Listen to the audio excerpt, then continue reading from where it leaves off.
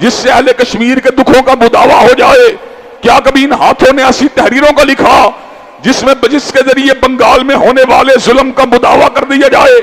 کیا عبد القادر ملا شہید، کیا پروفیسر آدم شہید، کیا دیگر مسلمان رہنما جنہیں اسلام اور پاکستان کی محبت کی وجہ سے بنگلہ دیش میں سولیوں کے پر لٹکایا گیا، کیا کبھی یہ ہاتھ ان کے لیے بھی حرکت میں آیا؟ حضرات گرامی قدر، برما کے اندر مسلمانوں کے وجودوں کو کاٹا گیا، مسلمان عورتوں کے گرے بانوں کو چاک کیا گیا، ان کی گردنوں کو کاٹا گیا، ان کے جسم کے حصوں کو کاٹا گیا، مسلمان بچوں کے گوشت کے ٹکے بنائے گئے، مسلمانوں کی مسجدوں کو نظر آتش کیا گیا، مسلمانوں کے وجودوں کے ساتھ کبابوں کو بنایا گیا، ان کبابوں کو کھایا گیا۔ کیا کبھی یہ ہاتھ جو ہیں ان مظلوموں کے لیے بھی حرکت میں آئے؟ وجہ کیا ہے؟ وجہ یہ ہے کہ ہم اس بات کو فراموش کر چکے ہیں کہ اخوت اس کو کہتے ہیں، چبھے کانٹا جو کابل میں تو ہندوستان کا ہر پیر و جواں بے تاب ہو جائے۔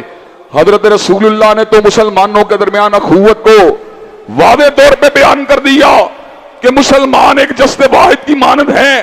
جب ایک حصے کو تکلیف ہوتی ہے پورا جسم نہ بھی چاہے اس درد کو محسوس کرنے پہ مجبور ہوتا ہے۔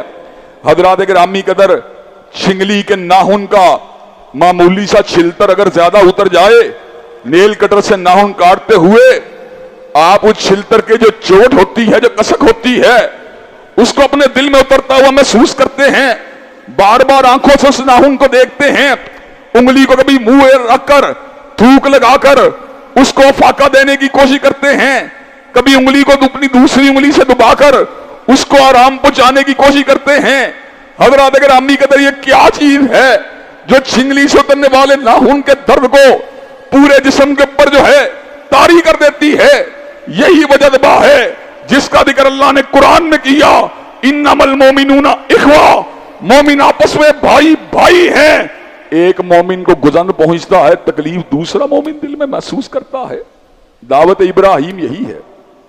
رشتے جغرافیے سے نہیں بنتے، علاقے سے نہیں بنتے، پارٹی سے نہیں بنتے، برادری سے نہیں بنتے، بلکہ رشتے اگر بنتے ہیں قادر مطلق کی توحید کی وجہ سے بنتے ہیں۔ اللہ تبارک و تعالیٰ نے قرآن مجید میں سیدنا نوح کا درجنوں مرتبہ ذکر کیا۔ سیدنا لوط کا میں نے باقاعدہ طور پہ خود گنا، 27 مرتبہ اللہ نے ذکر کیا، 27 مرتبہ حضرت لوط کا ذکر کیا، اور جب بھی ذکر کیا ایک ہی الفاظ کے ساتھ کیا، فَنَجَّيْنَاهُ وَأَهْلَهُ أَجْمَعِينَ، ہم نے اس کو بھی بچا لیا، اس کے اہل خانہ کو بھی بچا لیا۔ اس کو نہیں بچایا الا عجوزن فی الغابرین، لیکن ایک بڑھیا جو کہ عقد کے تعلق کے ساتھ لوط کی بیوی تو تھی لیکن منہج کے لحاظ سے لوط کے راستے پہ نہیں تھی، ہم نے اس کو پیچھے رہنے والوں میں شامل کر دیا۔ اللہ نے سورہ تحریم میں ازواج مطہرات کو بھی اور مسلمان عورتوں کو بھی اور مسلمان مردوں کو بھی بصیرت کی طرف ایک ان کی بڑی زبردست رہنمائی کی۔ کہا اگر بخشی ہوئی روحوں کو دیکھنا ہے عورتوں میں سے تو فرعون کی بیوی آسیہ کو دیکھو، اور بخشی ہوئی روحوں کو دیکھنا ہے مریم بنت عمران کو دیکھو، اور اگر عذاب یافتہ عورتوں کو دیکھنا ہے تو نوح اور لوط کی بیویوں کو دیکھو۔ ایک طرف فرعون کی زوجہ ہے جو دنیا کے اندر اللہ تبارک و تعالیٰ کا بہت بڑا باغی ہے، لیکن ایمان اور ایقان پہ راستے پہ چلنے کی وجہ سے اللہ کو اس سے اتنا پیار ہے، اللہ تعالیٰ نے اس کی مثال کو قرآن مجید کا حصہ بنا دیا۔ اور دوسرے نوح اور لوط کی بیویاں ہیں، کانتا تحت عبدین من عبادنا صالحین فخانتہما فلم یغنی عنہما من اللہ شیئا، نبیوں کے بستروں پہ سونے والیاں، نبیوں کے ساتھ صبح شاموں کو بتانے والیاں، جب انہوں نے اپنے شوہروں کی دعوت کو نہیں مانا، فخانتہما فلم یغنی عنہما من اللہ شیئا، جب انہوں نے خیانت کے راستے کو اختیار کیا تو پھر ان کی خیانت ان کے کسی کام نہیں آئی۔ قیامت کے دن جہنم کی آگ کو بڑکایا جائے گا، بڑے بڑے مجرموں کو ڈالا جائے گا، ساتھ ہی یہ بھی کہا جائے گا کہ لَدْخُلَ النَّارَ مَعَ الدَّاخِلِينَ، نوح اور لوط کی بیوی تم بھی اسی جہنم میں داخل ہو جاؤ۔ حضرت ابراہیم علیہ السلام کا والد کیا ہے؟ ایمان سے ہٹا ہوا ہے۔ اللہ نے کہا ابراہیم کی ساری زندگی تمہارے لیے نمونہ ہے، لیکن ابراہیم کی ایک بات تمہارے لیے نمونہ نہیں۔ اللہ ابراہیم جیسے باپ کی بات بھی ایک بات ایسی ہے، کیا اس کی سیرت میں بھی ایک بات ایسی ہے جو ہمارے نمونہ نہیں؟ کہا ہاں ہاں، ابراہیم نے اپنے باپ کو مخاطب ہو کے کہا تھا الا قول ابراہیم لابیہ لاستغفرن لک۔ جب ابراہیم نے اپنے باپ کو کہا تھا میں تمہارے لیے دعائیں مغفرت کروں گا، چونکہ وہ مشرک تھا، ابراہیم امام الموحدین تھا، ابراہیم کی پوری زندگی حجت ہے، لیکن بابا آدر کے لیے دعا کا ارادہ کرنا یا دعائیں مغفرت کرنا تمہارے لیے حجت نہیں ہے۔ حضرات گرامی قدر نوح علیہ السلام کا بیٹا پانی میں ان کی آنکھوں کے سامنے بہ گیا، کہا ان ابنی من نہلی وان وعدک الحق وانت احکم الحاکمین، اللہ میرا بیٹا میرے اہل میں شامل ہے، اللہ آنکھوں کے سامنے ڈوب رہا ہے، کہاں جاؤں؟ کَإِنَّهُ لَيْسَ مِن نَحْلِكَ إِنَّهُ عَمَلٌ غَيْرُ صَالِحٍ فَلَا تَسْأَلْنِي مَا لَيْسَ لَكَ بِهِ عِلْمٌ إِنِّي أَعِيذُكَ أَن تَكُونَ مِنَ الْجَاهِلِينَ۔ اے نوح آپ کا بیٹا تو ہے لیکن آپ کے اہل میں شامل نہیں۔ پیغمبر کا اہل صرف وہ ہوتا ہے جو پیغمبر کی دعوت کو مانتا ہے۔ آئندہ کے بعد ایسا سوال کیا تو علم کے ضیاع کا اندیشہ ہے، علم کے چھن جانے کا اندیشہ ہے۔ کہ ربی انی اعوذ بک ان اسألک ما لیس لی بعلم ما لیس لی بہ علم۔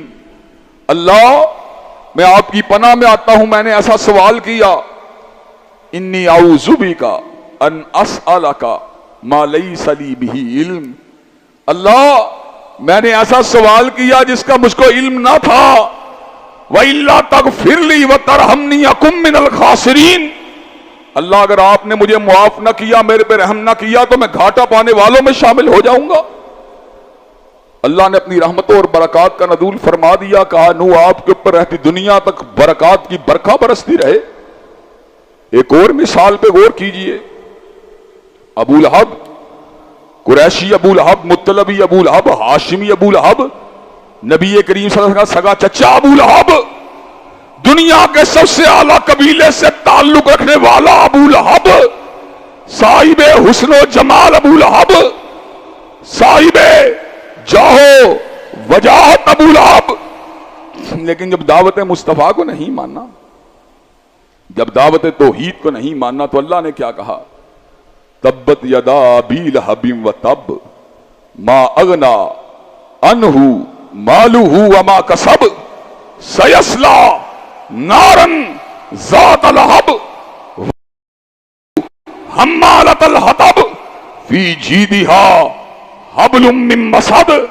اللہ نے اعلان فرما دیا یہ جو دعوت توحید کا انکار کرنے والا ابو لہب ہے، اونچے قبیلے سے ہونے کے باوجود بھی نہ اس کا مال اس کے کسی کام آیا، نہ اس کا کمائی اس کے کسی کام آئی، اور اس کی بیوی جو ہے وہ بھی انجام کے اندر اسی کے ساتھ ہوگی۔